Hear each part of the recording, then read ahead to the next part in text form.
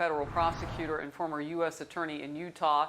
Brett, good to have you on the program today. An important day. Under former President Trump, we saw 3 justices added. In a different scenario, though, and the fact that Democrats are now willing to pack the court before the president's commission on the matter has even turned its reporting in, what does that tell you?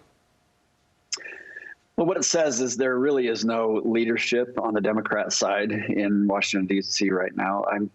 I mean, this is not something, even 5-10 years ago that was even considered an appropriate move by either party. There was leadership that warned each party against these kind of measures that really politicized the court. But we don't hear that now. Now, instead, even after announcing the commission that was supposed to study, we see that that's more theater. When a bill a week later is going to come out to add 4 justices to the Supreme Court. Yeah, I don't want to do anything but ask the questions ahead of this news conference. I mean, we can't reach any conclusions yet, but until they all speak on this bill. But I mean, if you just look at it, it smacks a little bit of back and forth, or I don't want to say the word retaliation, but how would you describe it? Again, President Trump formally chose 3 justices, but it was in the realm of what we've always known as the United States. This shifts it. This puts it in a whole new realm, and it gives one side on this date an advantage. It does. It makes the court now a direct political body. And why I say that and why it's different, you highlighted this, is it's one thing when a sitting president, is duly authorized to appoint, because of a vacancy, a new justice to the Supreme Court. Both sides weigh in, and you can see the results when that happens, Harris. You see, that Justice Roberts, for example, does not always make the conservatives happy, and there are times when Justice Ginsburg made reasoned decisions that surprised some on the left, and so you saw a much more methodical, tied and attached to the rule of law approach. Here, this is simply an attempt to switch the majority of the court, which is 6-3 right now, in terms of which presidents have been able to appoint. But this is very different. This is different than a vacancy, and it's different than the back and forth that we've seen over decades. I want to take a look back, because these things matter as both a candidate and more recently than that. Of course, we saw a question that really dogged, if you will, Joe Biden. I mean, at first he didn't want to answer it, then he wasn't sure how he was going to answer it. I want to take a look back at the multiple times Joe Biden addressed this issue in recent years. I would not get into court packing. We had 3 justices. Next time around, we lose control. They had 3 justices. We began to lose any credibility for the court has at all. They'll know my opinion of court packing when the election is over. I'm not a fan of court packing. You are open to expanding the court? I'm open to considering what happens from that point on.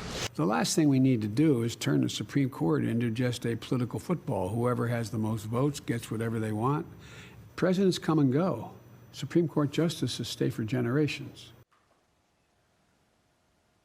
Wow, that seems so important, what Joe Biden was saying back then. Why do you think now he doesn't say that anymore, or did he just never mean it? I think, Harris, this is the defining moment of this president. And why I say that is certainly he indicated, and in fact said, he would put his whole soul into unifying this country. So given what he has previously said, and now knowing the landscape of this country is deeply divided, we need the kind of leadership that he has exhibited. So this is that defining moment. And I'm pessimistic, though, because what you see so far in his administration is not a check of reason and balance in the White House to the agenda of those on the far left. And so I guess we'll see. And what's at stake is our democracy. And I guess that's what makes all of us, concerned about whether that leadership is there in the White House. Boy, what I hear you saying, Brett, is that when you tinker with something as grand in our democracy, our republic, as the U.S. Supreme Court, it really does shift everything. And that's maybe a warning from you. Just last week, Justice Stephen Breyer had another warning about altering the high court. Let's watch.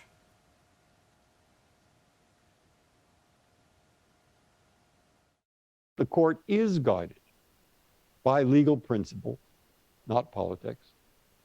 Structural alteration motivated by the perception of political influence can only feed that latter perception, further eroding that trust.